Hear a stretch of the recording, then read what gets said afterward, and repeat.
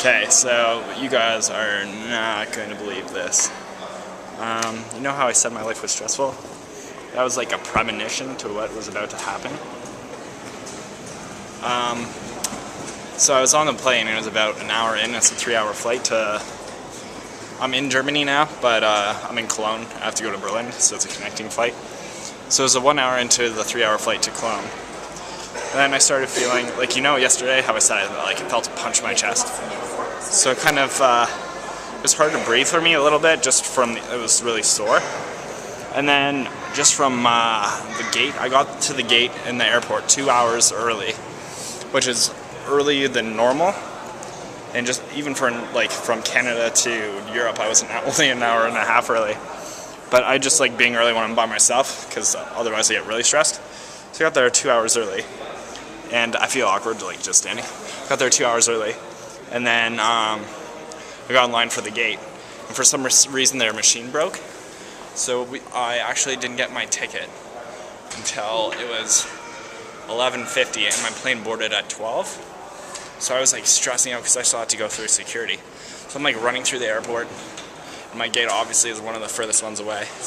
So I'm going through security, and they're taking forever. I'm like, oh my god, come on. And then I finally get through, and then I go to the plane, and I get on, and then finally I did that video, and I'm like, oh, okay, my life's stressful, but I just wanted to capture how stressed I was at that time. But anyways, I get on the plane, and then we get on, and we're going, and then I just feel like short of breath. And then I start to get really dizzy and stuff, so I got up, and I started going down the airplane. And then I like felt like faint, and I actually fell, and like kind of blacked out for like 2 or 3 seconds by the washroom at the back of the plane. So the poor like stewardess and like flight attendants, they just like went crazy. It was 2 guys and a girl, and they were just like, oh my god, are you okay, and stuff like that. And so they were really nice. They like gave me my own seat to lay on and stuff. And if you ever are really hungry or thirsty and want some free food on an airplane, just pass out. Because like I got a sandwich, 2 waters, and a pop. It's not really worth the attention though. Everyone every so often looks back at you from the rest of the plane. They're like, "What happened? I would do that." But yeah, so I straight up fainted on a plane, and I was just. They said it's probably from the stress and from standing in a line so long as well. They said usually when you do that, all the blood rushes to your legs, and then you get a little lightheaded already, plus the stress. So. And then on the plane there was a neurologist, a doctor, so she sat with me the whole time and like checked my blood pressure and stuff. And then I got to talk to her for a while, so that was really cool. The flight attendants, they got me like food and stuff, and they were really nice. Then I got here, and then it's like a procedure to like go in an ambulance. So they came and they took my blood pressure again. They pricked my finger to check like my blood sugars or something like that. There's 3 of them in there as well, and they're all really cool too. The one guy he was a translator. He's like, oh, this kind of thing happened to me as well at a movie theater. It was really embarrassing. I'm like, yeah, but they were all really cool. They were funny. And the one guy's like, well, you seem to be fine, and the good news is you don't have diabetes, so that was cool. But yeah, so that was an experience, and I got to take an ambulance ride. They brought me right to my gate, which is right here. And I had to go to the transfer desk, so they brought me right there, and then one of the ambulance guys went and checked exactly where I had to go. So like, I mean, it's pretty efficient. Like the German people are really nice. So like, I've met like 7 of them, all in the health-related fields, but they've been really nice so far, and I just can't believe that happened. Mom, Dad, I'm definitely not telling you this until after my flights are done. So I might put something on Facebook, but Chris, you better not tell. I'm not going to worry you for the flights, but if you see this video, it won't be up for a couple of weeks, so you'll either find out then or when I get back. But yeah, kind of scary, and just kind of like they're really worried about helping me get to my next flight as well. They're like, "Are you sure you're okay? Do you need to go to the hospital?" I'm like, "No, I think I felt a lot better. Even like my chest feels better. Just it was really tense and tight, and now it feels a lot better." So like I was feeling great, and then they were like, "Okay, we're getting you to your flight." So it was really cool. I think they're getting ready to board now. But yeah, it was just like a crazy experience in general. But like, just I can't say enough about how great the people were. I was with Germanwings, so props to them. But yeah, so that's my story. And now I think I'm gonna go get ready to get on my plane. So hopefully see you in Berlin, ambulance and Band-Aid free. So peace, guys. See you later. Oh my god, I made it without fainting. Hey, so I'm here. I stopped filming yesterday because I was just so tired from the whole experience that I was just like, okay, that's enough filming. I'm just gonna chill here at the hostel for the night. So that's what I did. Now I'm finally here. This is my hostel room, by the way. There's 6 beds, some nice windows, little like chill area. It's a pretty good hostel. Some of my friends recommended it, so I came here. And now I'm getting ready. It is 10 o'clock. I have to go downstairs because 10:15 there's a walking tour. I always do it, especially when I'm by myself. I always do the walking tour because then it helps me like orient myself in the city, and it also it's a good way to meet people. I've already kind of met everyone in this room, so they're kind of cool. And we'll probably be hanging out a little bit. But yeah, so yeah, I'm gonna go down on the walking tour. So probably turn you on. I'm pretty pumped because there's probably a lot of tours I'm gonna be doing here because Berlin's just got like so much history. But yeah, I'm just excited to hear all about the history. So pumped. So right now I'm just walking through the Jewish Memorial. You kind of got some information on that. And yeah, before we were at the Brandenburg Gate. And some cool information that's pretty funny. I'll talk about that later. But right now we're just going to meet up, so I'll check it later. Take a good look at this.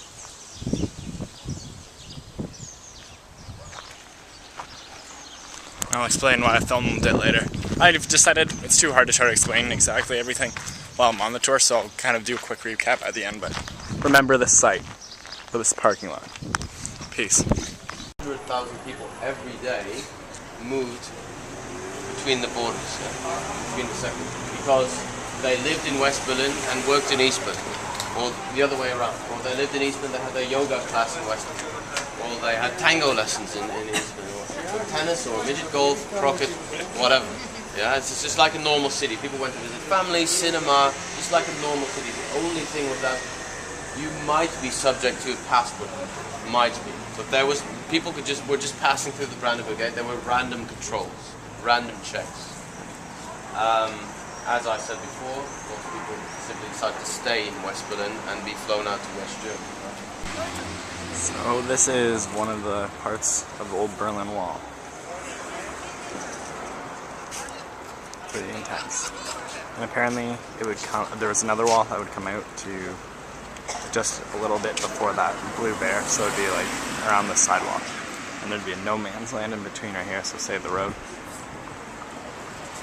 More facts about it later, but just so you know, that's what it looks like. Peace. Accordion guy in Berlin. Check it off the list. So right now I'm at a pizza place. It was recommended by one of the guys at my hostel. He said it was a good place for a good, cheap dinner. So I'm here and I'm excited.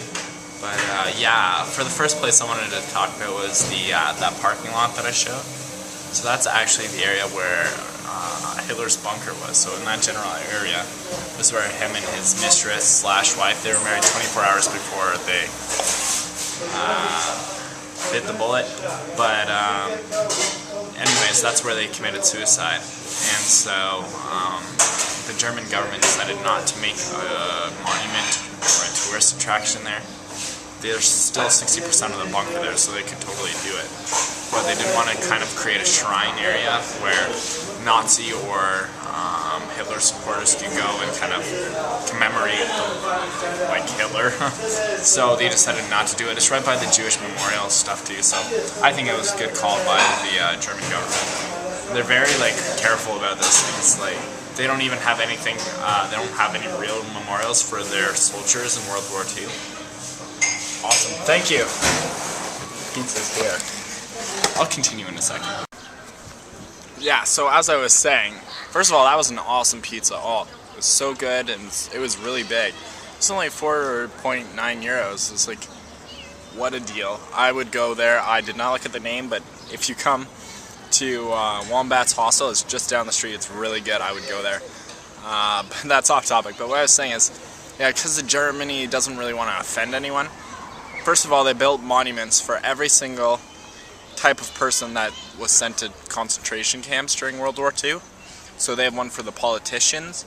They have one for the Jewish people, who, which you saw earlier. They have one for homosexuals, disabled people, all over. So they're like very apologetic. And I think my tour guide said that like the hand movement of like, you know, the typical right arm Hitler action is even banned in Berlin/Germany. I think he said that. But like, yeah, they're very like, we're sorry, very apologetic. So they don't even have really any monuments or like kind of memorials for their soldiers, which I guess I kind of understand, but I kind of feel bad as well, because a lot of the soldiers were just there because they either had to be, they were enlisted, or they were just doing their job. It's not like every single person a part of World War II on the German side really believed in or wanted to do what they're doing. Like if I was fighting for Canada, and for some reason the world saw what Canada was doing as wrong, I wouldn't want my country not to kind of commemorate my fighting for our country. It just seems weird. Kind of on to the next topic. That statue that you saw, it's of a woman holding her child in that kind of building with the circle roof.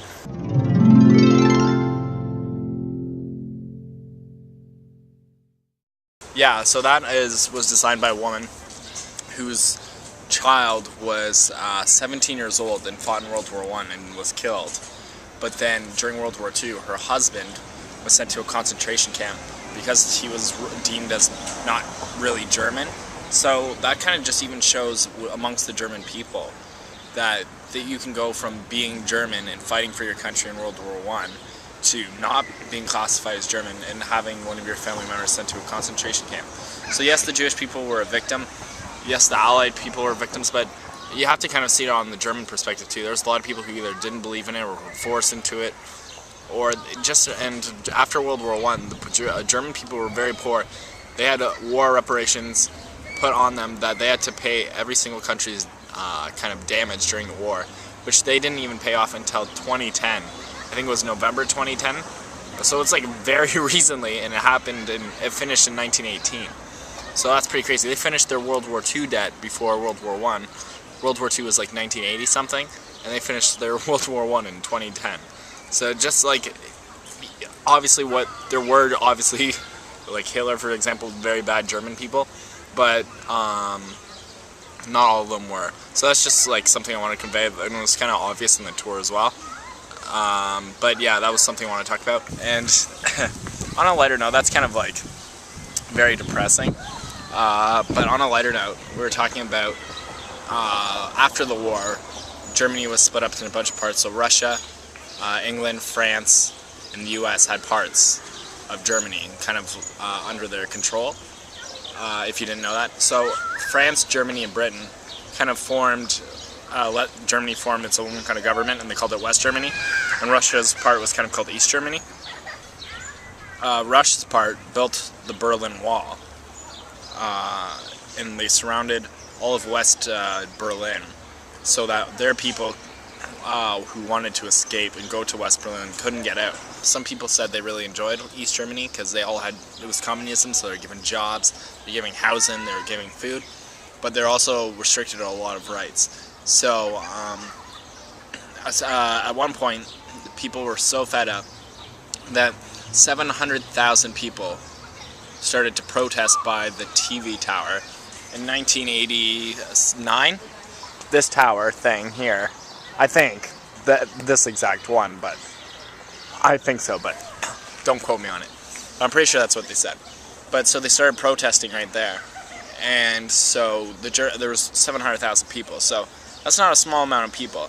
So the German government usually just brought out tanks and called in the Russians because that's who East Germany's control was under.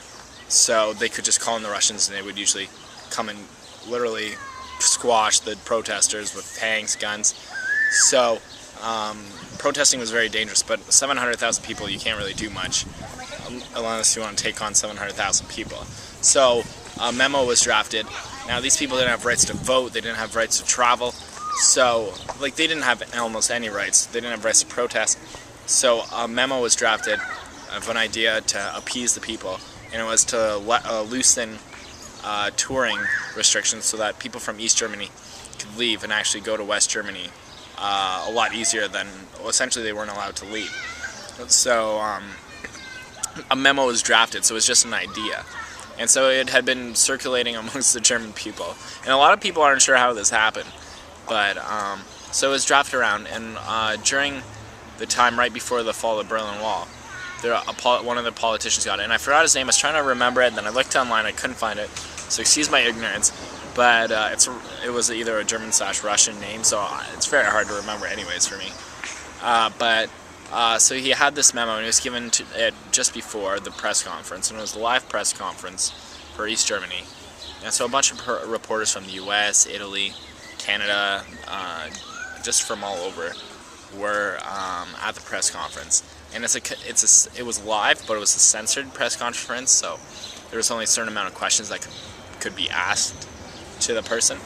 So for the first whatever amount of time of the interview, the majority of the time, all the guy talked about was a new agreement between, I think it was Poland. It might be a different country, but I think it was Poland. That they had just developed a new trade agreement. So the reporters were bored out of their minds. They didn't want to hear about a trade agreement. They wanted to hear about the 700,000 people protesting outside the tower and what's going to happen. So one of the Italian journalists was pretty brave and bold, and he's asked, so that's all well and good, but what are you guys planning on doing about these 700,000 people protesting outside of the TV tower over there? And so the politician, it was live TV, normally these guys would probably be arrested or shot or something, but it was live TV, so they couldn't really do anything to him on live television.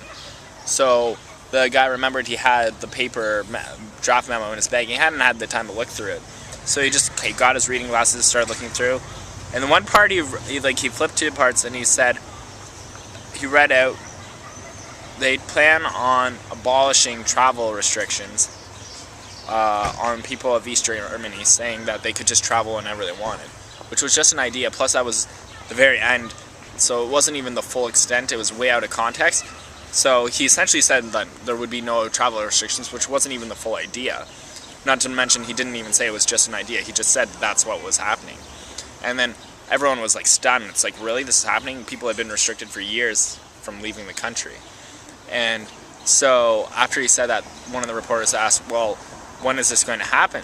And so the guy just starts flipping through, and he couldn't find a date in there. And so for some reason, no one knows why he said it at all. He's just like, effective immediately. Like, he said something in German, but essentially it was effective immediately. And everyone went crazy. So the poor guys who were ever guarding the Berlin Wall that night, there's like thousands of people just wanting to go through the wall. So there's like 2 or 3 of them, and they're like on guard. They're like, oh my gosh, look at all these people coming. So they didn't fire any shots or anything, but they just let them through because obviously they wanted to go home sometime. So they let them through, and that's what kind of happened. But somehow there was a big mess up with the German politicians who were usually like on the ball. They'd been controlling everything. This guy just like crumbled under the pressure. So it's kind of funny. But so those are the stories I kind of wanted to talk about, and it's kind of interesting. Like, and that only happened around 1989, and then reunification I think was 1990, which is the year I was born. So that's like crazy. That seems so recent, but you would think like it just seems like so long ago. So it's kind of crazy. But those are my stories for now, and that's kind of my cap on what I learned today. I learned a bit more, but I'm going to talk about it when I walk by stuff. So hopefully I didn't ramble too long. To me it was interesting, but wow, I've been going for 12 minutes. Maybe I'll cut a bit, but maybe not. We'll see. So yeah, that's what I learned today, and hopefully you found it kind of interesting. And tomorrow I'll either be doing the concentration camp tour, which I think I'm actually going to do, and then whatever I've left that I haven't visited or that I want to revisit again, I'll do that the next day. And then the day after that I have some time, and then I'm going to the Netherlands to visit my friend. So that's what's happening, and thanks for listening. So I'll talk to you tomorrow. Peace.